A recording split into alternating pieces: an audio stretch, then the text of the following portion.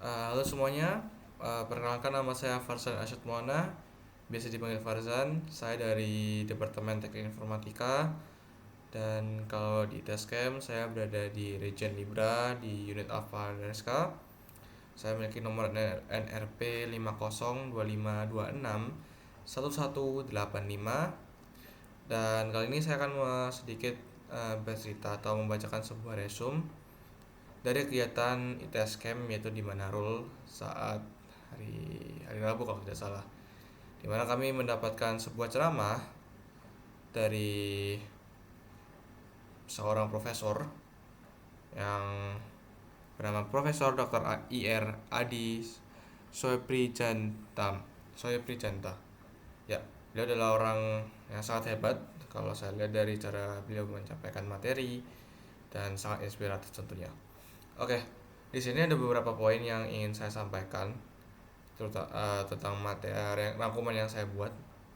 Yang pertama adalah jati diri dan kehidupan mahasiswa, di mana seorang muslim memiliki jati diri yaitu berilmu, berakhlak, dan memiliki nilai keislaman. Dan beliau juga mengatakan bahwasanya kampus adalah fase baru dari kehidupan kita. Kehidupan dari awal SMA menjadi sebuah fase baru, yaitu mahasiswa, di mana kami sebagai mahasiswa harus dipersiapkan menjadi pemimpin masa depannya nanti. Karena kalau bukan kita sebagai mahasiswa, siapa lagi? Dan di sini beliau juga sering mengatakan bahwa kita harus mengubah mindset kita. Mulai dari apa yang akan saya pelajari nanti di ITS menjadi akan menjadi manusia seperti apa saya nantinya. Beliau juga menyampaikan bahwa identitas muslim sejati itu adalah ia yang beribadah, hidup dan mati hanya untuk Allah Subhanahu wa taala. Itu terdapat di surah Al-An'am ayat 162. Selanjutnya itu adalah uh, beliau menyampaikan bahwasanya Kompas Hidup tidak hanya mengajar popularitas, jabatan atau viral semata, tapi selalu bertanya apakah Allah ridho akan apa yang saya lakukan. Yang kedua adalah Muslim jati sama dengan pembelajar sepanjang hayat, di mana beliau menyampaikan bahwasanya seorang Muslim haruslah orang yang sangat rajin membaca, berpikir kritis, sering meneliti suatu hal, dan menciptakan sebuah inovasi. Islam sendiri mendorong umatnya untuk terus mencari ilmu. AI, dia juga menyampaikan bahwasanya AI sebenarnya boleh semakin pintar. Kita juga boleh menggunakan AI. Tetapi AI tidak memiliki iman, akhlak, maupun hati nurani. Dan masa depan bukan hanyalah milik orang yang pintar menggunakan AI. Karena hampir sekarang seluruh orang di dunia ini pasti menggunakan AI. Tetapi orang-orang yang mampu memimpin dan menggunakan AI dengan nilai-nilai Islam itu adalah memiliki masa depan. Seperti itu katanya. Dia juga menyebutkan beberapa tokoh, beliau juga menyebutkan beberapa tokoh muslim yang ingin menginspirasi. Kita juga tahu bahwasanya sangat-sangat banyak tokoh muslim yang sangat-sangat berinspirasi. Tapi di sini beliau menanamkan poin bahwasanya kemudian memberikan contoh dari Islam mendorong umatnya untuk terus mencari ilmu. Ada beberapa tokoh, beliau menyebutkan sekitar 7 tokoh. Yang pertama adalah Ibnu Sina, di mana ia adalah seorang dokter, filsafat, matematika, dan juga astronomi. Selanjutnya adalah Al-Khawarizmi, dia adalah seorang matematikawan dan geografi. Dan dia adalah seseorang yang menciptakan sebuah hal, itu adalah algoritma, di mana algoritma ini digunakan sampai sekarang. Selanjutnya adalah Ibn Al-Haytham, di mana dia mengemukakan optik, eksperimen, dan metode ilmiah, terutama kimia, yang sampai sekarang masih digunakan dari eksperimen beliau. Yaitu selanjutnya adalah Al-Biruni, di mana ia mempelajari astronomi, geografi, matematika, dan geologi, dan tentunya menjadi seorang pakar. Al-Jazari, di mana dia sangat-sangat suka dengan nama teknologi, sehingga banyak sekali bisa dibilang karya-karyanya yang berhubungan dengan mesin dan otomasi. Yang keenam yaitu Jabir bin Hayyan, di mana dia adalah seorang kimiawis, di mana dia menciptakan sebuah cara yang disebut dengan distilasi. Kita semua yang pasti yang memiliki latar belakang IPA atau pernah belajar kimia pasti pernah belajar tentang distilasi. Dan juga tidak hanya distilasi saja, tapi banyak hal seperti kristalisasi dan beberapa eksperimen laboratorium modern itu memiliki landasan dari praktikum si Jabir bin Hayyan. Dan terakhir yang beliau sebutkan adalah Ibnu Khaldun, di mana ia adalah pelopor sosiologi dan ekonomi, di mana yang lainnya mungkin saat itu mempelajari tentang bagaimana dunia bekerja atau istilahnya adalah science. Beliau melakukan eksperimen dengan manusia, maksudnya adalah memahami manusia, memahami interaksi manusia seperti apa, dan juga gerak-gerak roda ekonomi dunia. Itulah 7 tokoh yang beliau sebutkan. Selanjutnya kita masuk ke poin ketiga, di mana beliau menyampaikan bahwasanya kita harus menuntut ilmu dengan disertai akhlak. Beliau menyebutkan bahwa ilmu tanpa akhlak akan melahirkan sebuah korupsi. Teknologi tanpa akhlak akan melahirkan sebuah penipuan.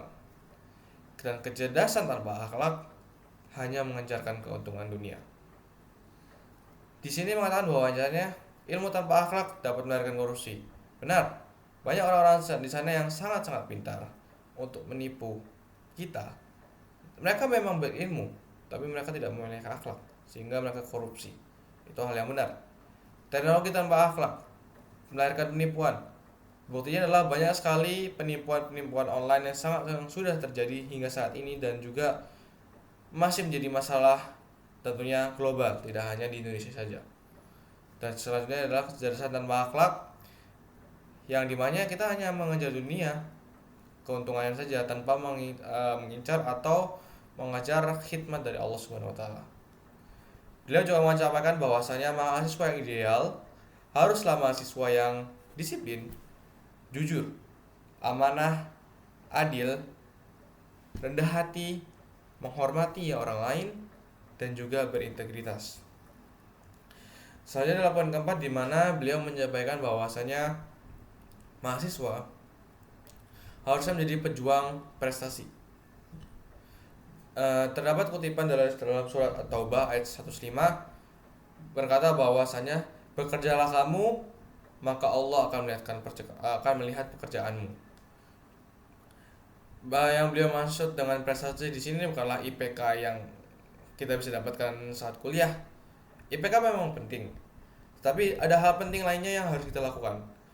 Contohnya, beliau menyampaikan bahwasanya kita harus membangun kompetensi dan karakter di dalam diri kita. Seperti apa? Jujur, amanah, adil, inspiratif, dan juga membawa manfaat tidak hanya bagi diri kita sendiri, tetapi juga untuk orang lain. Yang kelima, yaitu menjadi rahmat bagi sesama. Beliau mengutip suatu pesan, yaitu kami tidak mengutus engkau melainkan sebagai rahmat bagi seluruh alam. Di sini seharusnya ada ayatnya, cuman saya lupa dengan ayat berapa dan surah apa.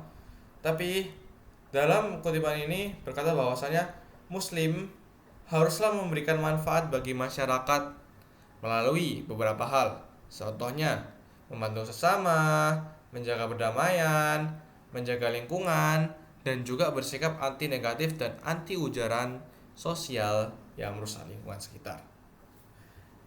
Beliau juga menunjukkan beberapa contoh dari akhlak Rasulullah SAW yang dimana bisa kita contoh di kehidupan kita sekarang.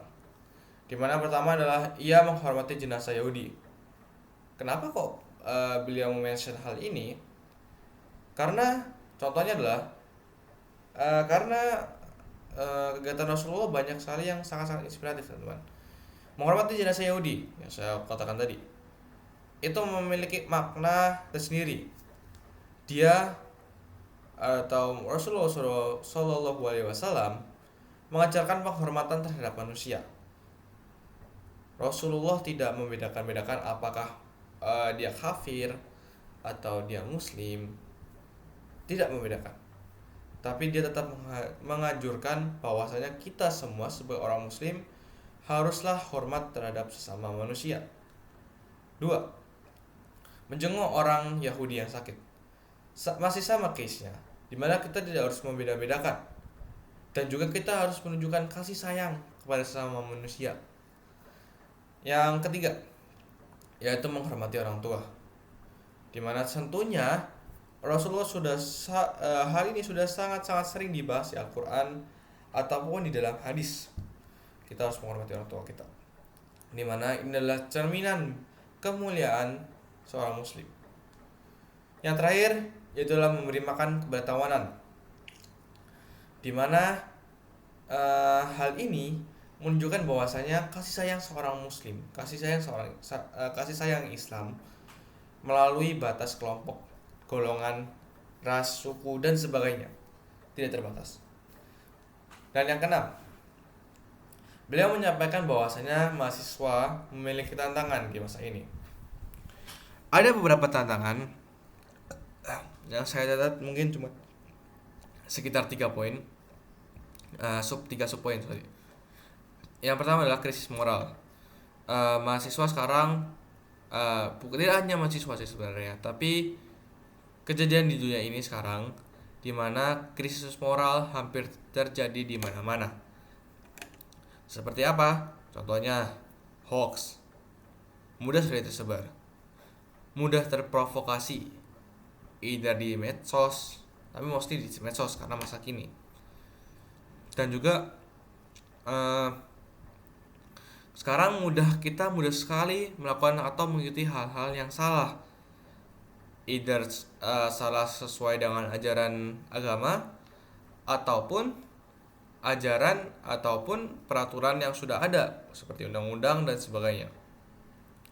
Kedua, mahasiswa dan orang-orang sekitar, tidak sekitar saja, mungkin hampir seluruh dunia, sangat mudah krisis dalam fokus. Kenapa bisa dibilang demikian?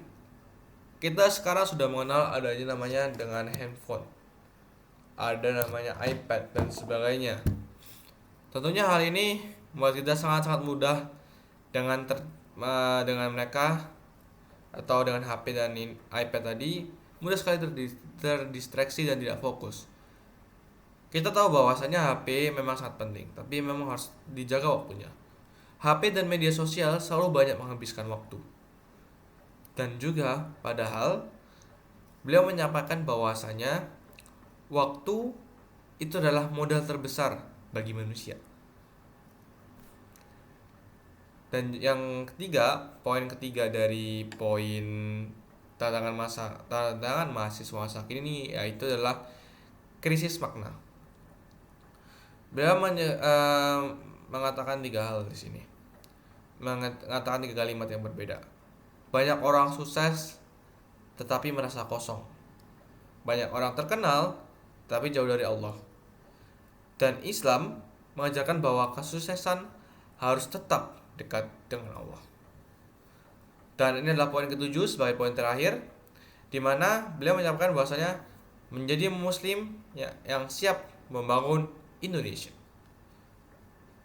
Beliau berharap bahwasanya mahasiswa harus memiliki harapan menjadi pribadi yang cerdas, toleran, religius, inovatif, profesionalitas, dan berintegritas.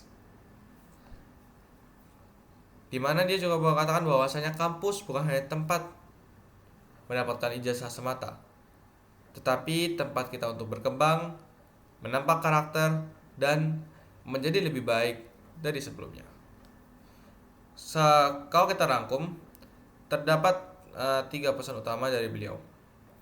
Yaitu adalah pertama, jangan pernah meninggalkan sholat, karena sholat adalah cara paling minimum bagi kita untuk mendekatkan diri kepada Allah. Kenapa paling minimum? Karena itu adalah syarat wajib bagi seorang muslim. Kedua, jangan berhenti belajar. Sebagai mahasiswa dan juga karakter seseorang, kita tetap harus belajar terus menerus, berkembang, evaluasi, dan berkembang dan evaluasi. Dan yang terakhir, yang tiga adalah jadilah manusia yang bermanfaat dan berdampak. Kesimpulan dari eh, kajian beliau adalah mahasiswa muslim ideal bukan hanya pintar dalam ilmu teknologi, tetapi juga memiliki iman, akhlak, integritas, dan mampu menggunakan ilmunya untuk memberikan manfaat bagi masyarakat sekitar. Oke, itu adalah sekian dari jawaban saya, atau bisa dibilang resume, karena mungkin terdapat beberapa bagian yang kurang. Saya mohon maaf, dan juga saya minta maaf bahwasanya mungkin ada salah kata atau perbuatan yang tidak berkenan selama menaruh, either mungkin membuka HP untuk memfoto dan lain sebagainya. Dan saya terima kasih kepada Prof. Prof. Adi, di mana telah memberikan sebuah wejangan, sebuah kajian, sebuah pidato yang sangat-sangat inspiratif, dan juga menurut saya sangat-sangat mudah dipahami dan sangat-sangat bermanfaat bagi kami mahasiswa baru, terutama yang sedang mengalami kondisi di mana kami harus terbiasa berpindah dari SMA yang siswa biasa menjadi mahasiswa, di mana terdapat gap jurang besar antara siswa dan mahasiswa tentang apa yang harus mereka lakukan, apa yang harus dibiasakan, dan sebagainya, terutama dalam hal agama. Saya terima kasih. Saya Farzan Arsyad Maulana dari Departemen Teknik Informatika dengan NNRP 5025261185. Berterima kasih dari Alfa RSK Region Libra. Terima kasih atas ITSKM, terima kasih atas Manarul, kajiannya sangat-sangat bermanfaat. Saya pamit undur diri. Wabillahi taufiq wal hidayah. Wassalamualaikum warahmatullahi wabarakatuh.